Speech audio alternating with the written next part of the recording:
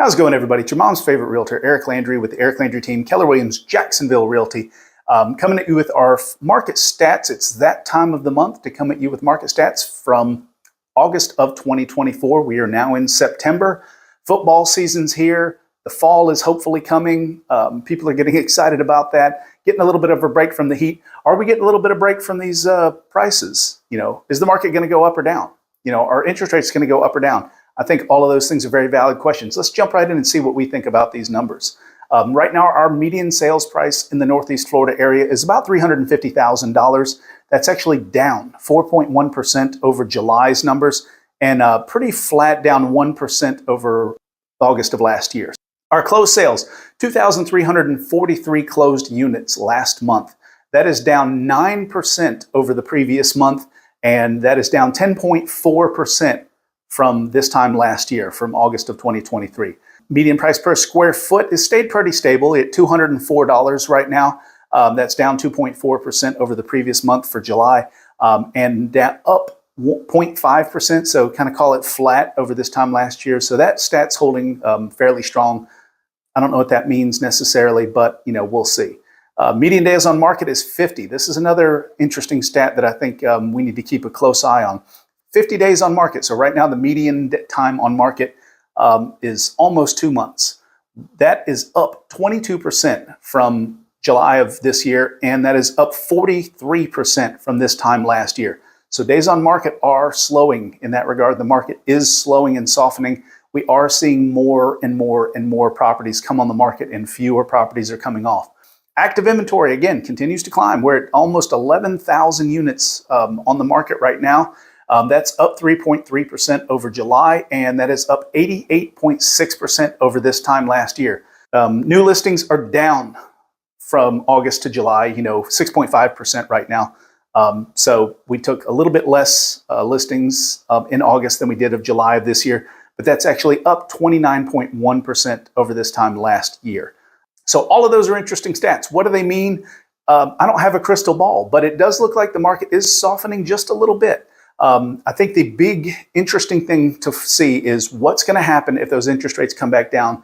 I think they're probably going to come in around the 5 range. I think if we get into the low 5s, it's going to stimulate some buyers to get off the fence. It's maybe going to help some of these landlocked buyers or rate-locked buyers that are stuck in their house because they have a 3% interest rate and they didn't want to move into something better or something that they like more for a 7% interest rate. So how do you go from a 3 to a 7? That's a difficult thing to do. So I think it's going to help those people, because going from a 3 to a 5, when you add in your portability, maybe you can get a good deal, maybe you can get a rate buy down or something like that. That could be a very good idea to do if it's the right house for you. We're looking at our absorption rate is also at 5 months right now. It's been 5 months for the last 2 months.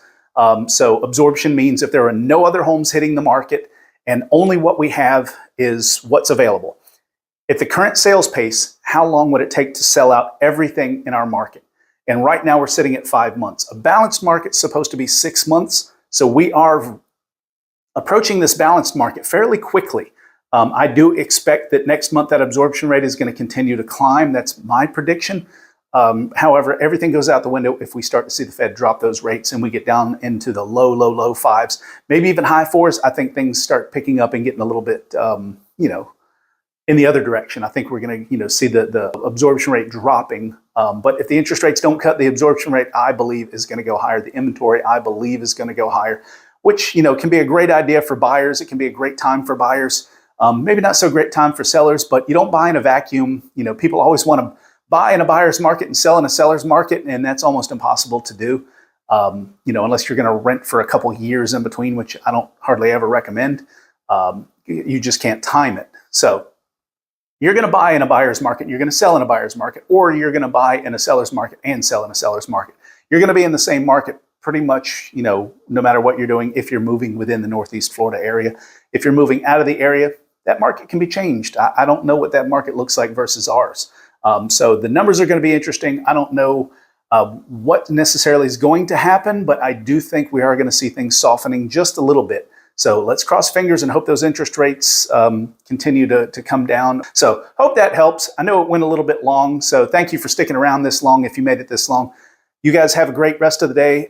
If I can do anything for you here in the Northeast Florida area, please hit me up in the comments. Click the Calendly link, like, follow, and subscribe for more. You guys be awesome. Bye.